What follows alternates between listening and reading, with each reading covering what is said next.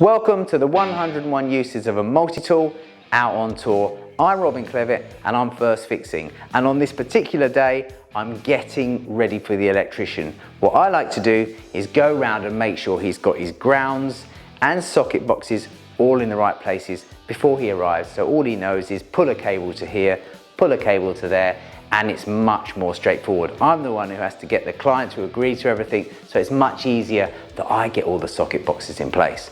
So what I like to do is make a very simple template out of MDF.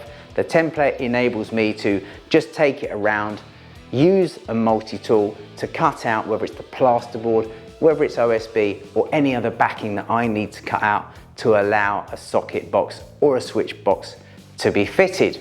So I also like to make my template to have a couple of dimensions on, so when I put them against a structural door opening, it sets the box exactly where I like it. So I'm going to get on and make this very simple template for the boxes using a 4-piece blade set. It's Starlock and made in Britain.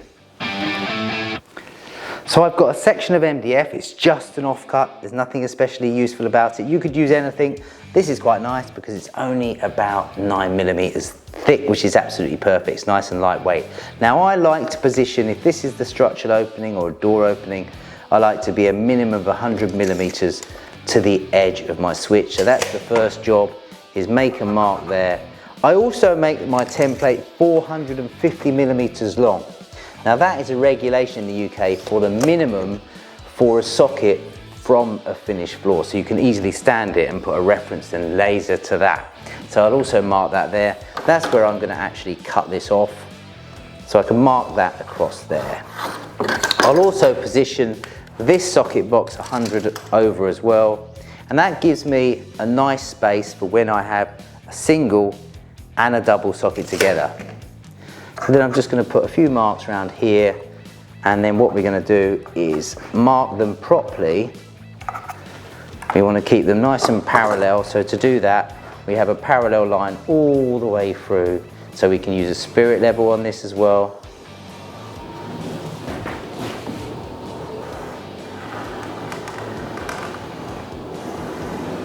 And then we're going to cut those out.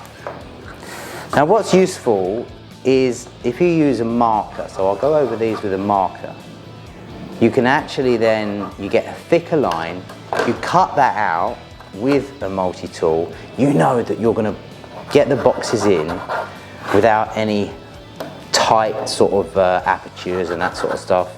So that's what I'm taking out here and here. But what I'm going to do is just get those lined up and then mark them with a marker, so I've got a little bit of a thicker line to use with the multi-tool.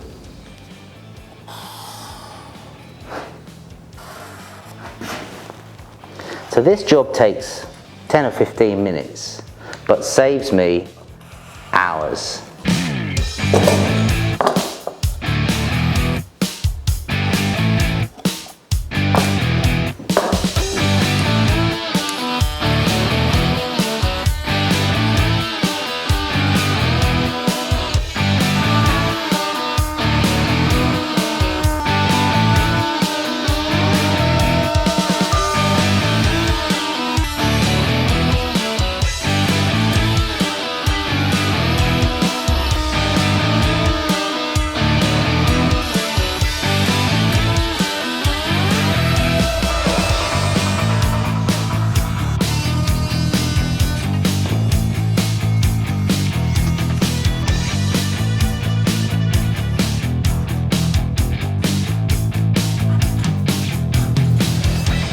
So by making this easy template once, I haven't got to mark the walls. All I've got to literally do is go around, hold it in situ and use the multi-tool straight through the template. So I've got the single and I've got the double, and they basically, you know, this is a very simple thing, but there's no more measuring, marking. I know exactly how far I want to be from the edge of the door, turn it up from the finished floor. That would be the bottom of the socket as well. So you want to start there and then laser them all in.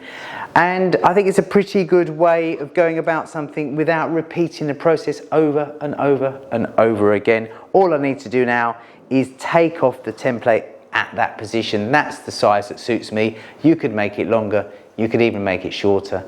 It's entirely up to you. And again, that's just a scrap of timber. Any scrap of timber will do. Thanks for watching the 101 uses of a multi-tool. I'm Robin Clevitt, out on tour.